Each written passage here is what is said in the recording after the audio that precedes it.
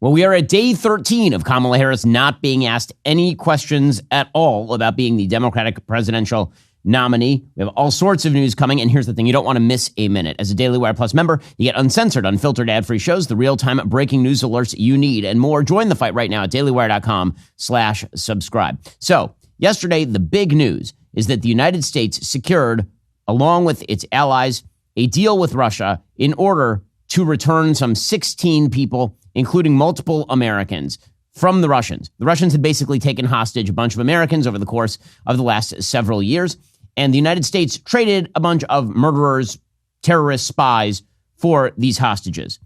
This was treated as a massive win for the Biden administration yesterday by the media and by the Biden administration itself. So what exactly was the deal? According to the Wall Street Journal, it's the largest prisoner swap between East and West since the Cold War. Russia has released 16 people, including Evan Gershkovich, the Wall Street Journal reported detained over a year ago and wrongly convicted on a false charge of espionage. The others included former U.S. Marine Paul Whelan, as well as another journalist and activist who have opposed Vladimir Putin and his war in Ukraine. Russia, in return, has received 8 people, including a convicted murderer.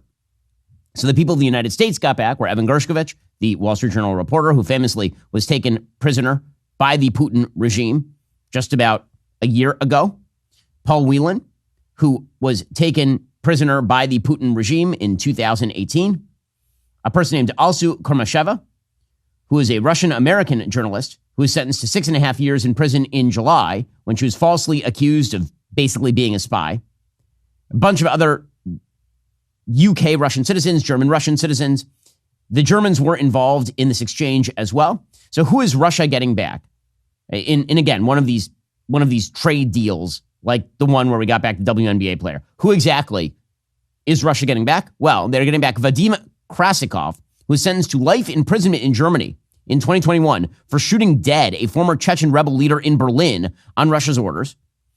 Anna Valerevna Doltseva and Artem Viktorovich Doltsev, who are apparently, these are the real names, of Maria Rosa Mayer Munoz and Ludwig Gish, who posed as an Argentine couple in Slovenia and were charged in 2002 as Russian agents working across Europe. Another Russian national who was effectively a spy, who was released from Norway. A Spanish citizen named Pablo Gonzalez Yagu, who was arrested by Polish authorities near the border with Ukraine in 2022 and accused of being a Russian spy. Roman Seleznev, the son of a Russian lawmaker, who had hacked credit card numbers in the United States, resulting in $169 million in losses, and was serving 27 years in prison in the United States. Vladislav Kilyushin, who is a Russian national who was convicted of hacking into corporate databases to trade on yet-to-be-released earnings reports from companies like Tesla. His company was conducting work for the Kremlin. He was released from the United States as well. And finally, Vadim Konoshchenov, who was an extradited Russian national to the United States on charges that he illegally smuggled microelectronics and munitions to the Russian military. So a bunch of spies, smugglers, one murderer, who were traded for a bunch of Western innocents. Now, it's great that we're getting back our people. That is a wonderful and good thing. The treatment of this as a massive triumph by the Biden administration betrays an enormous amount about the way that Americans think about foreign policy, particularly on the left and in the hallowed precincts of the State Department. The way that the West has become accustomed to looking at foreign policy is that the best foreign policy is where you end up trading a bunch of murderers and spies for a bunch of innocent people. That is the best case outcome. And that in and of itself is an extension of a generalized worldview, which says that the best foreign policy for America is where you lose slowly and with the least possible cost, not where you actually push to victory. It's part and parcel of a broader worldview that says, for example, that Afghanistan was a triumph, which is something that Joe Biden and Kamala Harris have said. That Afghanistan, the pullout from Afghanistan, which left tens of thousands of American allies to be slaughtered by the Taliban and millions of women to be stuffed back into bags and back into basements so they can't go to school, and that left Americans behind, hundreds of Americans behind, and they got 13 American service people killed. That was a triumph, according to Joe Biden and his State Department team, and Kamala Harris too. Meanwhile, if you have a nation like Israel that is fighting to victory in Gaza, that's bad. And what Israel should do is they should stop before they get to victory. Because again, the best form of foreign policy is where you lose very, very slowly and with the least amount of cost to you. But the worst foreign policy is where you win. And this has been, again, it's not unique to Joe Biden or Kamala Harris. Unfortunately, this has been part and parcel of American foreign policy strategy on the left for decades. It's why America really has not won a full-scale victorious war since World War II. It's been a long time in America since we won a full-scale victorious war because we're always fighting to stasis. We're always looking for a way out. And so that is why you treat something that really should be treated as sort of an inevitable tragedy as a triumph. It is in fact a tragedy to trade murderers for American citizens, specifically because what you're doing is you are now incentivizing Vladimir Putin to take more Americans hostage. We know this because, again, in other countries that have been stupid enough to do this, namely Israel, this has been the predicate to more hostages being taken. The reason that Hamas took 250 hostages and then just kill everybody on October 7th is because they knew that they would get thousands of people who were murderers and terrorists released from prison in exchange for innocence. And they knew that because years ago, Israel made a hostage deal for a person named Gilad Shalit. He was captured in 2006 by terrorists in a cross-tunnel border raid, and he was held captive for over 5 years. And Israel ended up trading 1,000 terrorists, including Yahya Sinwar, who is the current military head of Hamas, for Gilad Shalit. And this was treated as like a big win. And it turns out it was just the predicate to more hostage-taking and war. The West has been sucked into the maw of never winning victories and treating what are, by any standard of the imagination, losses as victories. Folks, it's not a diplomatic win when you trade terrorists, spies, murderers in favor of innocent Americans. That's a diplomatic loss. But you know what else is a loss? When you give your data to big tech, because the fact is that they are out to censor and silence your voice and then make money off of you. One of the ways I fight back is by using my trusted privacy partner, ExpressVPN. You should do the same. See, the problem with big tech companies is not only do they censor what you see, they also track what you do online. They track what you're searching for, the videos you watch, everything you click. They use that data to serve you ads that can match your activity to your true identity using your device's unique IP address. When you use ExpressVPN, these tech companies can't see your IP address at all. Your identity is masked and anonymized by a secure VPN server that encrypts your data. I love ExpressVPN because it's so easy to use. It works on all my devices. More importantly, I love ExpressVPN because I care about free speech. What better way is there to defend my right to free speech than by taking away tech companies' free license to monetize my valuable personal data? It's time to say no to censorship. Take back your privacy at expressvpn.com/Ben. By visiting my special link, you'll get an extra 3 months of ExpressVPN service for free. Again, that's expressvpn.com/Ben, expressvpn.com/Ben to protect your data today. Again, two things can be true at once. It is a very good thing that Americans are coming home, and also it is a diplomatic loss when you have to trade murderers for innocence. That is not a diplomatic win in any sense, but that is how it is being treated. So, the Biden-Harris administration, this is how they treated it. Gershkovich came off the plane yesterday, and Joe Biden was there to meet it. Of course. Now, Joe Biden is the same person who in a debate a month ago was saying that no Americans had died in Afghanistan. So he's perfectly willing to ignore the families of dead American soldiers. Well, he's meeting with trans influencers at the White House. But he's definitely going to be there on the tarmac when Evan Gershkovich gets back, and so is Kamala Harris, to present a happy face of diplomacy. Here's what it looked like. Now again, Gershkovich is heroic.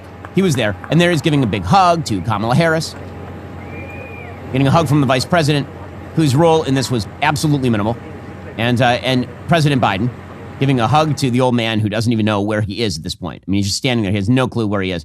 Gershkovich, by the way, is heroic. Apparently, he had to fill out a form in which he asked clemency from Putin or something as sort of a precondition to being released. And on the form, he asked Putin for an interview because he's a journalist, which is relatively badass, for sure. With that said, the way the Biden administration is treating this is a massive feat of diplomacy. Oh, diplomacy, magical diplomacy. Now, here is the thing. Diplomacy is a tactic. It is not a strategy. One thing that the foreign policy establishment are constantly doing is they are suggesting that diplomacy is in and of itself a strategy, that talking is a strategy. No, talking is a means to gain an end. Sometimes that means is useful. Sometimes that means is not. When you treat diplomacy as itself the strategy, it doesn't matter what the end is. It's just talking is what it's all about. What you end up with is bad deals and losing wars, which is kind of the name of the game when it comes to Joe Biden. So here was President Biden saying this was a feat of diplomacy and friendship. Ugh, what a masterful diplomat he is. The deal that made this possible was a feat of diplomacy and friendship. Friendship.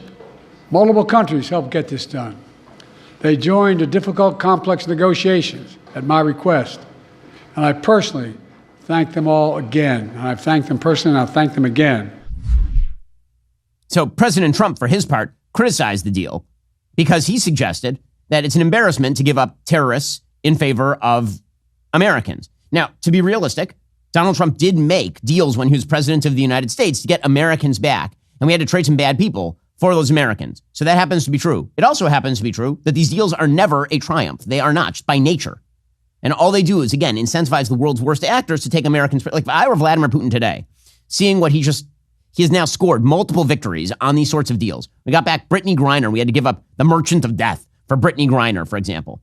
If I were Vladimir Putin today, I'd think very seriously about simply arresting 100 Americans on false charges in Russia, and then immediately saying that the only way that he would stop that is if the United States and its allies stop their support for Ukraine in the war. Like, why not? Obviously, diplomacy is the answer, is it not? Donald Trump put out a statement. He said, when are they going to release the details of the prisoner swap with Russia? How many people do we get versus them? Are we also paying them cash? Are they giving us cash? Please withdraw that question. I'm sure the answer is no. Are we releasing murderers, killers, or thugs? Just curious, because we never make good deals in anything, but especially hostage swaps. Our negotiators are always an embarrassment to us. I got back many hostages and gave the opposing country nothing and never any cash. To do so is bad precedent for the future. That's the way it should be, or the situation will get worse and worse. They're extorting the United States of America. They're calling the trade complex. That's so nobody can figure out how bad it is. And there's a lot of truth embedded in that. And these deals are always bad, which is why, frankly, America's enemies should be so intimidated by us that they don't just take Americans prisoner. Right now, there are 5 Americans being held by Hamas in terror tunnels in Gaza. And the Biden administration is busily telling Israel not to kill Hamas leaders. Again, this is what Joe Biden treats as a triumph. That is literally what he said. I mean, he was on the tarmac yesterday, and he was asked about Israel killing Ismail Haniyeh, who is the political leader and one of the masterminds behind October 7th. One of the leaders of Hamas. And he was killed in Iran earlier this week. And Joe Biden said it wasn't helpful to hostage negotiations. Again, this shows the prioritization. He's standing right next to Kamala Harris, who, of course, has nothing to say. I'm very concerned about it. I had a very direct meeting with the Prime Minister today. And very direct. We have the basis for a ceasefire. He should move on it, and they should move on it now. Is that chance for a ceasefire ruined after the assassination of Haniyeh? Is the chance for a ceasefire ruined after the assassination of Haniyeh? It's not helped. Okay, so the question asked was, are the chances of a ceasefire ruined after Haniyeh was assassinated? He said it's not helpful. You know how many offers have been put on the table to Hamas to release the hostages? Also, what Biden should say there is Israel's going to keep killing the heads of Hamas until they release the hostages or agree to a ceasefire. That's going to be, that's what not just what an ally would do. That's what the United States should do in the middle of a terror war, for example. But what the left considers to be a victory is just losing slowly with a minimum of possible cost. That is what the left considers to be victory. That is what it is. Meanwhile, so after Donald Trump criticized Joe Biden was then asked about that, and he sort of slammed Trump with a pithy but stupid one-liner. President Trump has said repeatedly that he could have gotten the hostages out without giving anything in exchange. What do you say to that? What do you say to President Trump now, former president? Why didn't he do it when he was president? Sir, what did you... Well, why didn't he do what when he was president? Most of these people were taken hostage while you were president, sir. And that didn't stop the media from celebrating this. Dana Bash said this is a mic drop moment. And this sort of stupid political coverage is really quite ridiculous. I think that was what they call a mic drop moment at the end there. Why didn't he do it when he was president? What a historic moment. Watching and listening President Biden now trying to finish out his one and only term and doing so with a tremendous, tremendous victory for these families. Tremendous victory. Tremendous victory. I'm sorry, it's not a victory. It may be an inevitability. It may be something you had to do. I'm not arguing that. It is not a victory. The characterization, again, of America's enemies taking innocent people hostage, which is what happened with Evan Gershkovich, and getting in return murderers and spies, that is not a victory. But this is how much of the West perceives victory. It is America's aggressive enemies winning exchanges, and then us being like, well, we did get our people back. Well, that is isn't that the important thing? It is an important thing. It is not the important thing in a foreign conflict. Jake Sullivan, the way that they're playing this up is really kind of astonishing. Truly. Like the actual way that you should handle these things is that the hostages should quietly go home. That's how this should be handled. Well, the West is asleep at the switch, but you should not be, which is why you need Black Rifle Coffee. See, I've been relying very heavily on Black Rifle Coffee this past month because, my goodness, the news is insane. It's the only way to wake up each morning feeling dialed in, ready to make the most of the day. Now is your chance to get 20% off your purchase with code DAILYWIRE at blackriflecoffee.com. Black Rifle Coffee's explosive coffees are roasted right here in the United States by a veteran-led team of expert roasters who take pride in serving coffee and culture to people who love America. Every purchase you make helps them further their mission to support veteran and first responder causes. Everything from getting funding and equipment to first responders to helping veterans get medical care. Black Rifle Coffee has a huge selection of dark roast, light roast, everything in between. Take the coffee quiz on their website, get matched with a blend perfectly tailored to your specific taste. Again, a portion of every purchase you make with Black Rifle Coffee goes towards supporting veteran and first responder causes. Your money goes a long way toward giving back to those who serve our nation. Head on over to blackriflecoffee.com right now. Use code DAILYWIRE for 20% off America's coffee. That's blackriflecoffee.com, code DAILYWIRE. Again, blackriflecoffee.com, code DAILYWIRE. Use code DAILYWIRE for 20% off America's coffee. It is not a masterpiece of American foreign policy strength that you had to trade murderers for people who were illegitimately arrested in the first place. Here's Jake Sullivan doing showing his emotion. From the president on down, we've stayed in regular and routine touch with them. I spent a lot of time with the families of Evan and Paul and Alsu. And most of the time, as you can imagine, those are tough conversations. But not today. Today, excuse me. Today was a very good day. Well, wow. So much emotion. So much. Meanwhile, John Kirby, national security spokesperson, he was asked about the point that I'm making, which is when you trade terrorists and murderers for innocent people, aren't you incentivizing your opponents to take hostages? And he's like, no. What are you, crazy? No, that's it. No. Here's John Kirby.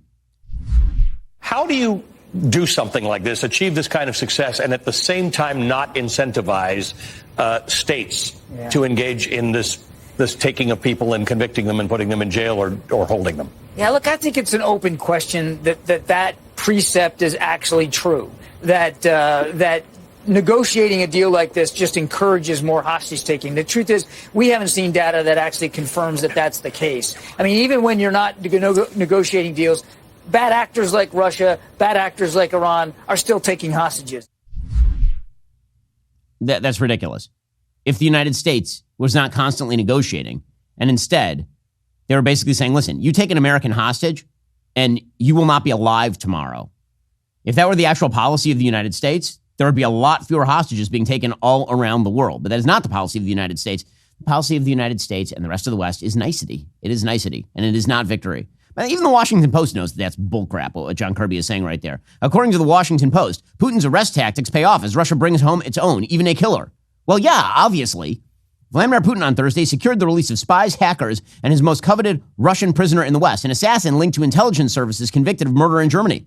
For the authoritarian Russian leader, it was the biggest victory yet, stemming from his willingness to violate global norms to extract what he wants from Western leaders. That's correct, of course. Putin hinted at his determination to win the freedom of the assassin Vadim Krasikov during an interview in February with Tucker Carlson, calling Krasikov patriotic without actually naming him and indicating he was open to a prisoner exchange involving American journalist Evan Gershkovich, whom Russia accused of espionage. Apparently, Western responses were often timid, either to preserve diplomatic and business ties, to avoid escalation, or to address domestic political imperatives. Those responses only emboldened Putin, according to analysts. Well, yup. Well, yes. The weakness of the Biden administration, the weakness of the left when it comes to foreign policy on these things has real consequences. Losing slowly is, in fact, the strategy of the left, which presumably is why the United States under Joe Biden just cut another disgusting deal, this time without even any leverage. They cut a deal with the mastermind of 9/11, Khalid Sheikh Mohammed.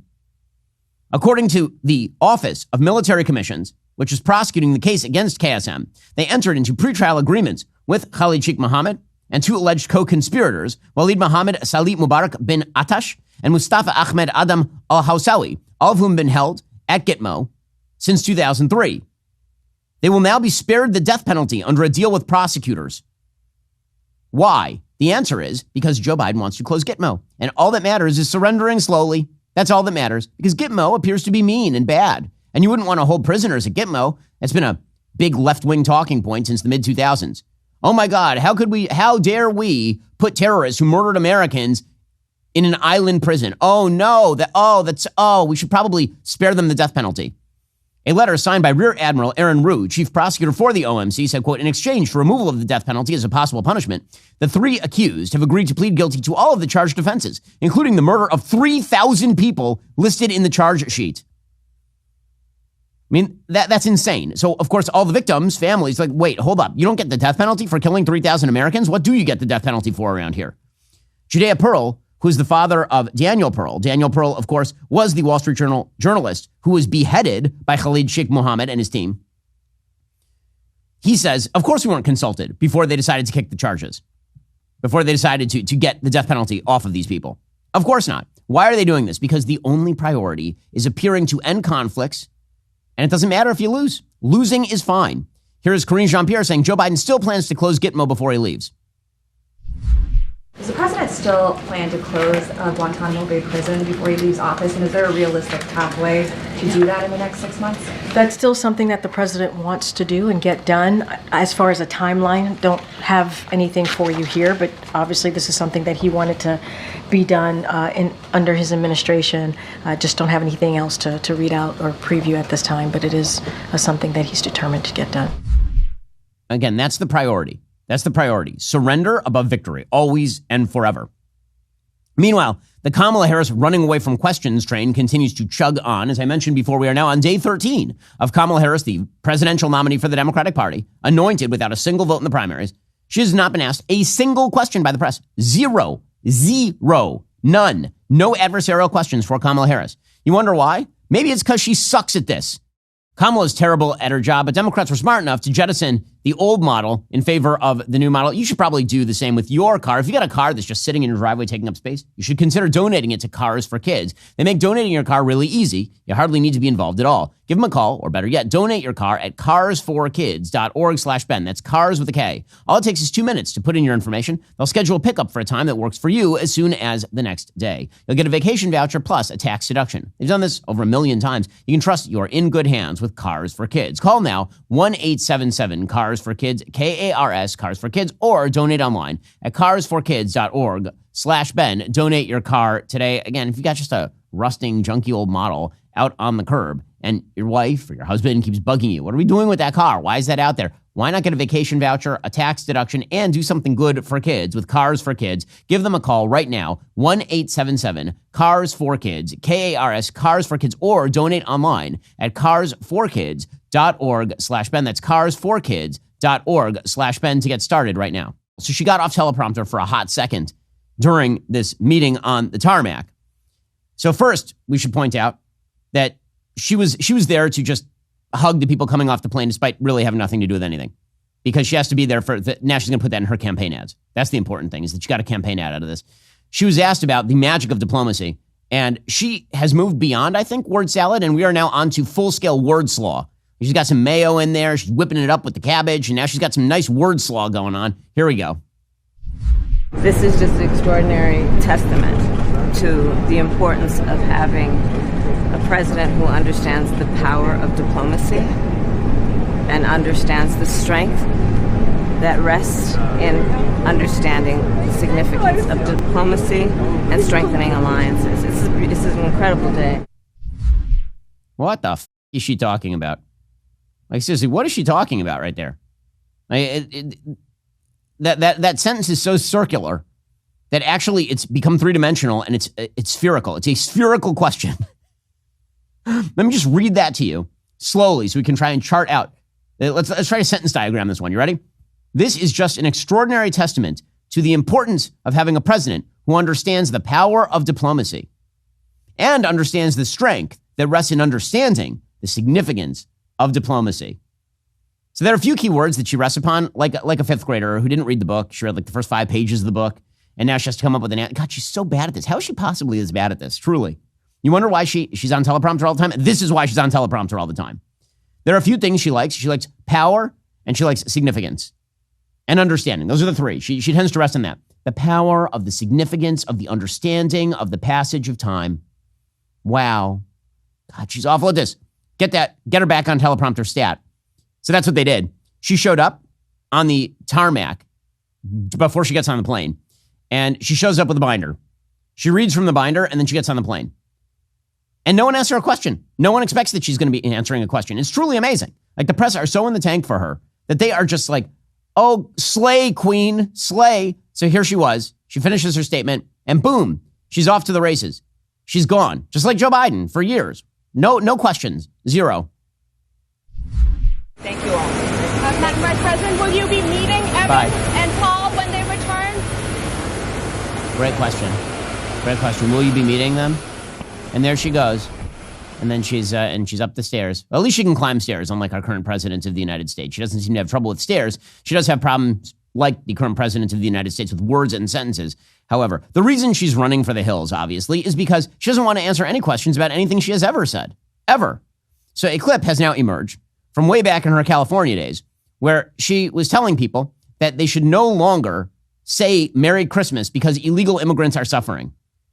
She is a radical. We all know that she is a radical, which is why the Trump campaign should focus in on the fact that she is a radical and make her answer questions. Force her to answer questions. Donald Trump has a giant spotlight. He needs to direct that giant spotlight at Kamala Harris and the fact that she is totally inconsistent, that she is an absolute liar, that she has flipped every position via surrogate in press statements for the last 2 weeks. This is the real Kamala Harris. And when we all sing happy tunes and sing Merry Christmas and wish each other Merry Christmas, these children are not going to have a Merry Christmas. How dare we speak Merry Christmas? How dare we? How dare we say Merry... She's actually the Grinch. Well, folks, as we know, you can't say Merry Christmas if there are illegal immigrants somewhere that are suffering. Christmas must be stopped. Grinch and Kamala Harris stopping Christmas for everyone. But you know what you can't do? You can't stop your life just because you have mail to send. That'd be a dumb thing to do. Instead, free up the time consumed by tedious mailing and shipping tasks with Stamps.com. Stamps.com streamlines your postage needs, making your business more efficient, putting more life into your work-life balance. Take care of mailing and shipping wherever you are, even on the go with the Stamps.com mobile app. All you need is a computer and printer. They'll even send you a free scale. Easily schedule package pickups through your Stamps.com dashboard. Automatically see your cheapest and fastest shipping options from different carriers. Put more life into your work-life balance with Stamps.com. Sign up today at Stamps.com/Shapiro for a special offer that includes 4-week trial plus free postage, free digital scale, no long-term commitments, no contracts. Just go to Stamps.com/Shapiro. Again, we here at the Daily Wire, we've been using Stamps.com for pretty much a decade at this point because we can't afford to have our employees taking up their time waiting in line at the post office. It's a dumb thing to do. Instead, head on over to Stamps.com/Shapiro. Do the same thing we do. Stamps.com/Shapiro. Get that special offer, including 4-week trial, free postage, free digital scale, no long-term commitments or contracts. Stamps.com/Shapiro. That's Stamps.com/Shapiro. It's like the actual Grinch. She's coming down the chimney and she's going to steal presents or something. It's wild. Will she ask a question about that? I don't think so. Of course not. Of course not. Now, again, the goal of the Harris campaign is trot out celebrities and have her do speeches from teleprompter. And if they can make that go for like 95 days, then they win the election. So that is their plan. Michelle Obama has now cut a Get Out the Vote video replete with entertainment celebrities. And dudes doing makeup. So it's just solid. Hello? Hello? Hey, it's Michelle. Hey, Ms. Obama. Are you voting this year? Yeah, absolutely. Of course I am. 100% yes? Obviously. You already know. Now it's your turn to answer the call. We are just 100 days away from the general election. From our local elected officials to ballot measures on reproductive rights, the environment, and our economy, our future is on the ballot. So are you voting this year? Are you voting this year? Are you voting this year? Are you voting this year? Join me. Join me. Join us by getting registered and ready to vote with When We All Vote Today. Now, I may be mildly out of touch because I only know about half of those celebrities. I'm not a member of the TikTok generation. But apparently, some of those celebrities included Shonda Rhimes, the Hollywood producer, and singer Raina Roberts, Kerry Washington, and, of course, San Antonio Spurs point guard Chris Paul, who they can only hope that this campaign doesn't blow up in the late stages in the way that Chris Paul's teams always do in the late stages of the playoffs. In any case, Kamala Harris, she was on the campaign trail yesterday, and by on the campaign trail, I mean she was reading from the teleprompter to a chorus of huzzahs from people who already like her. She was in Houston, and she accidentally called herself the president of the United States, and the crowd was like, yes, yes. But don't worry, guys. They love Joe Biden, and they want him to remain. As a United States Senator, I was proud to co-sponsor, and then as Vice President, it was my honor, with the President.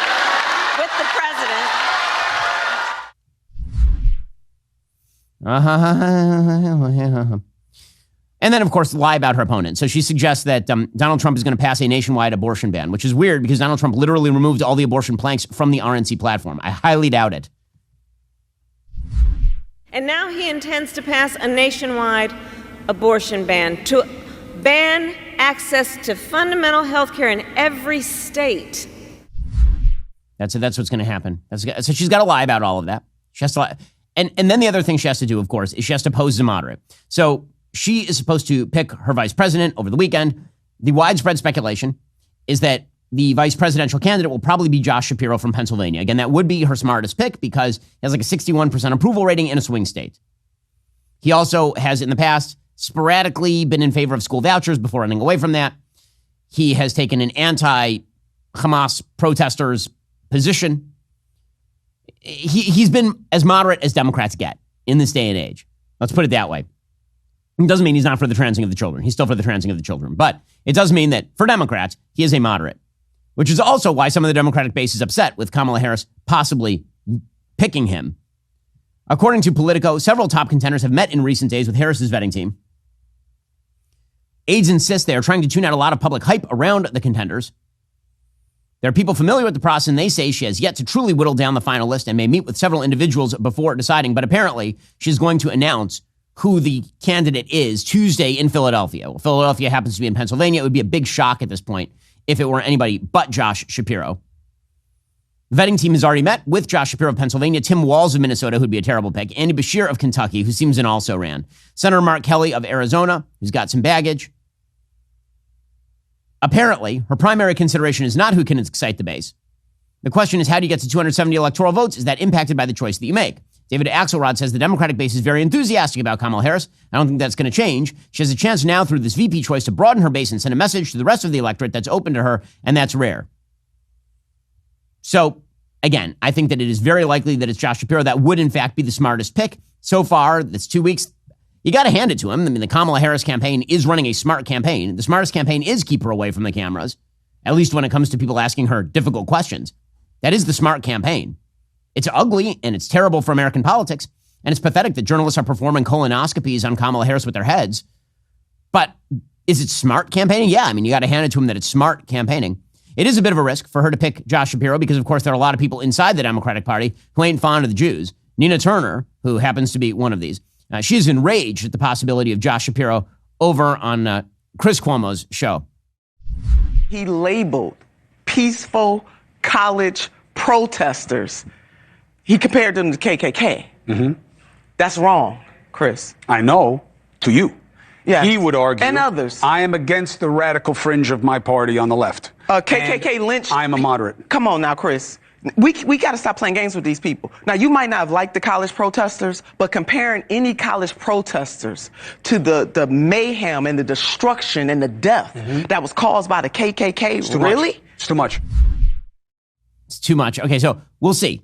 Will there be enough members of the pro-Hamas caucus to push Kamala Harris off Josh Shapiro? If so, that'll be an excellent indicator as to her, number one, lack of political skill, because she could have a sister soldier moment where she actually says to the pro-Hamas people, okay, guys, we don't need you. We don't need you. And that would actually be a smart move because it turns out most of the electorate doesn't like that. She could appear moderate or she could double down on stupid. So it'll be fascinating to see who she picks. Meanwhile, the Trump campaign seems to be finally finding its footing against Kamala Harris, and that's led by the vice presidential candidate, J.D. Vance, who had an appearance yesterday that was quite excellent. We'll get to that in just one moment.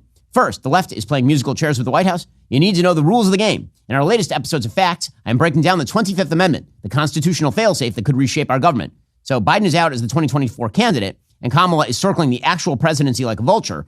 Understanding the 25th is more crucial than ever. What happens if Joe Biden resigns? Would it be President Jill? And I'll tell you exactly what happens if Joe Biden ends up getting really, really sick, or if he ends up dying. God forbid. Or if he just goes totally senile and Kamala Harris decides to oust the old man. We're giving you this crucial information for free thanks to our members. If you're not a member yet, join the fight right now. Save 25% on annual Daily Wire Plus memberships with code FACTS. Watch Facts, the 25th Amendment for free now over at Daily Wire Plus. Meanwhile, the Trump campaign seems to finally, after 2 weeks, be finding its footing. So the attacks on Kamala Harris as to whether she is black or Indian, those are not the right attacks. The attacks on Kamala Harris about whether she passed the bar exam in 1990, those are not the right attacks. The right attack is very simple. Kamala Harris and her party are radical. They are weird. They say dumb crap all the time. Their positions are bad for America. Those are the right attacks. And we're starting to see the Trump campaign finally, after I think a little bit too long, find its footing and starting to label Kamala Harris, which is what they need to do. So yesterday, Donald Trump was asked about all of the weird attacks. We talked about this last week, about the fact that the Democrats have spent the last 2 weeks suggesting that J.D. Vance and Donald Trump are weird. Meanwhile, Kamala Harris is gallivanting around with RuPaul's Drag Racing company. So here is Donald Trump commenting on that. They're the weird ones, and if you've ever seen her with the laugh and everything else, that's a weird deal going on there. They're the weird ones. Nobody's ever called me weird. I'm a lot of things, but weird I'm not, and I'm up front, and he's not either, I will tell you. J.D. is not at all.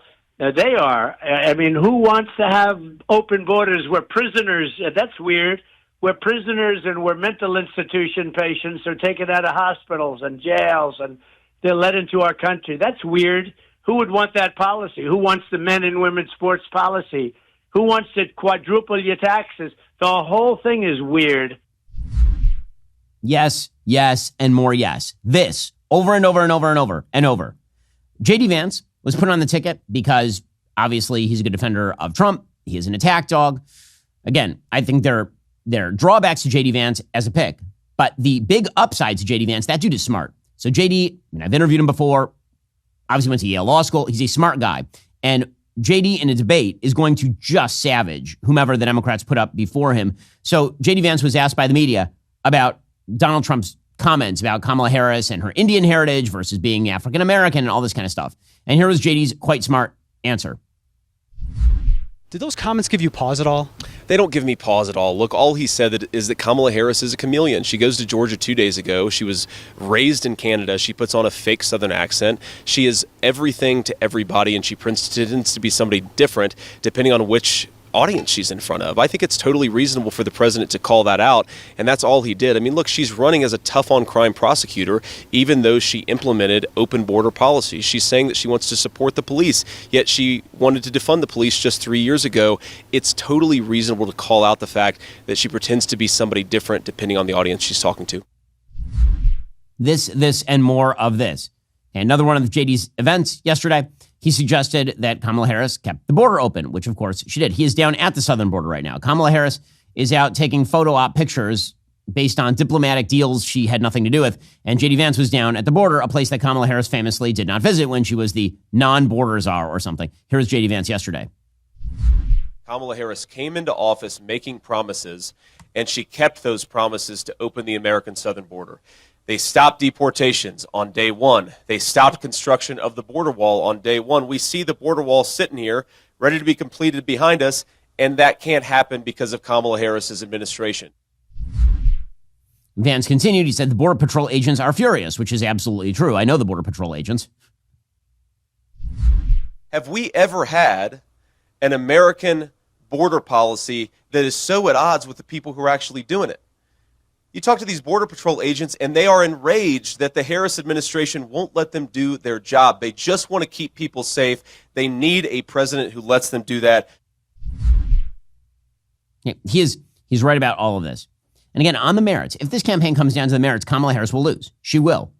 She's very, very weak. I mean, Kamala Harris is just, her levels of projection are insane. So Kamala Harris, campaign event last night, she suggests that Donald Trump is going to weaponize the DOJ. This is just insane.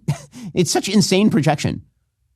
Her administration is currently, right now, weaponizing the DOJ against her political opponents, but she's accusing Trump of this sort of stuff. She is, I've said this before, she's an eggshell skull candidate. Like you tap the eggshell skull of the Kamala Harris campaign, and that thing collapses like an egg. Here she was yesterday. Recall, Donald Trump has openly vowed, if reelected, to be a dictator on day one. that he will weaponize the Department of Justice against his political enemies, that he will round up peaceful protesters and throw them out of our country, and even, quote, terminate the United States Constitution. She's ridiculous. She's ridiculous. By the way, the Democrats know she's ridiculous too. This is the thing. It's all a lie. It's all myth making. It's all them attempting to spin dross into gold. It's really amazing. The Democrats put out a tweet yesterday that really is an amazing tweet. I kind of love it. This tweet is a tweet of Republican praise for Kamala Harris. Here are the quotes. They said these quotes speak for themselves, according to the Democratic Party. What are the quotes? It's from Senator James Lankford of Oklahoma. We obviously disagreed, but she's personable. Senator Lindsey Graham. I always found her pleasant to deal with. Senator Mike Rounds. We work together well. We still say hello to each other. Senator Marco Rubio. I don't remember any problems with her on the committee. Senator Mitt Romney. Very personable and knowledgeable. Okay, you know what those quotes are? Those quotes are the have a great summer in the yearbook quotes. Right? You barely know somebody in high school. You don't really like the guy. And then the guy comes up to you and he wants you to write something in the yearbook. And you're like, have a great summer. This is the have a great summer yearbook quote that Democrats are now trotting out. They're like, we're friends now. We're friends. She's really bipartisan. She's really a moderate. See, Senator Mike Rounds said that we say hello to each other. Good job, guys. It's going amazing. You guys are great at this. You're so great. In my own personal case, it's very reminiscent of when somebody wants me to endorse a book. I don't feel like reading the book, or I think the book is bad. And so what I write on the back cover or something, just as a favor, is like, this person is very nice and writes something absolutely anodyne. This is ridiculous. Absolutely ridiculous. And meanwhile, you know what's not ridiculous is the current situation of the economy. So all of the underlying fundamentals have been ignored for the last 2 weeks because there's been so much drama about Joe Biden dropping out of the race and Kamala Harris replacing him and all this kind of crap. Well, it turns out that U.S. hiring is significantly slowing because the inflation had to be brought under control. The Federal Reserve had to increase those interest rates. And now it's starting to be felt in the job markets. So in July, only 114,000 jobs were added. The unemployment rate rose to 4.3%. That's the highest level since October of 2021. They also revised down job growth over the past month. That has now happened with 10 of the last 14 jobs reports. So that you'll get a top line number and the media will be like, yeah, amazing. And then a month later, you get the actual number and it was lower than what the media originally reported. When in 10 or 14 months you end up revising lower, that starts to look like a purposeful trend, like falsification of data, not like just mistakes. Wages rose by 0.2% in July compared with the previous month and 3.6% from a year earlier. Wage growth has been moderating for more than 2 years. The Federal Reserve held the benchmark interest rate steady at 5.3%, but Jerome Powell said a rate cut could be on the table at the next gathering in September. Meanwhile, Intel is cutting jobs and suspending dividends. Meanwhile, Apple's iPhone sales have slid, so their revenue fell for a second consecutive quarter. Meanwhile, Amazon shares slid yesterday as spending surged and revenue outlook disappoints, according to the Wall Street Journal. So all of America's big companies are getting hit. The stock market is taking it on the chin. The Dow closed nearly 500 points lower on Thursday as investors started to fear actual recession. Some fresh data, according to CNBC, stoked fears over a possible recession and the notion the Federal Reserve could be too late in starting to cut interest rates. Initial jobless claims rose the most since August of 2023. Chris Rupke, chief economist at Forward Bonds, added that Thursday's data hinted at an economic downturn amid the volatility. He said the stock market doesn't know whether to laugh or cry because while 3 Fed rate cuts may be coming this year and 10-year bond yields are falling below 4%, the winds of recession are coming in hard. So unpleasant economies tend not to work out particularly well for the incumbent party, and the economy remains unpleasant under Joe Biden and company. Well, meanwhile, the United States, yet another show of diplomatic weakness. They have now suggested that Edmundo Gonzalez Urrutia is the legitimate winner of the Venezuelan presidential election. Well, happiness and joy all around. Of course, that's true. So what you going to do about it, considering you relieved sanctions on Nicolas Maduro last year in order to free up elections, and then that gigantically failed. The real reason, by the way, that they freed up the sanctions on Venezuela was to lower the oil prices just in time for the 2024 election, because this administration is perfectly willing to manipulate Americans and global economies for their own peculiar political benefit. So The statement by U.S. Secretary of State Antony Blinken says, given the overwhelming evidence, it is clear to the United States and most importantly to the Venezuelan people that Edmundo González Urrutia won the most votes in Venezuela's July 28th presidential election.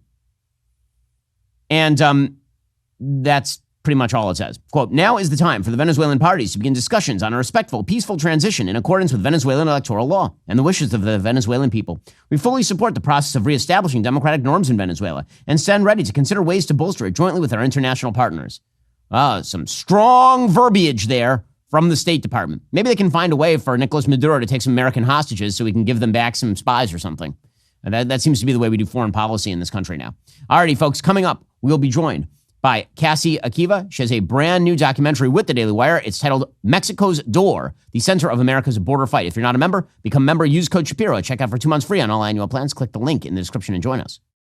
Republicans are Nazis. You cannot separate yourselves from the bad white people.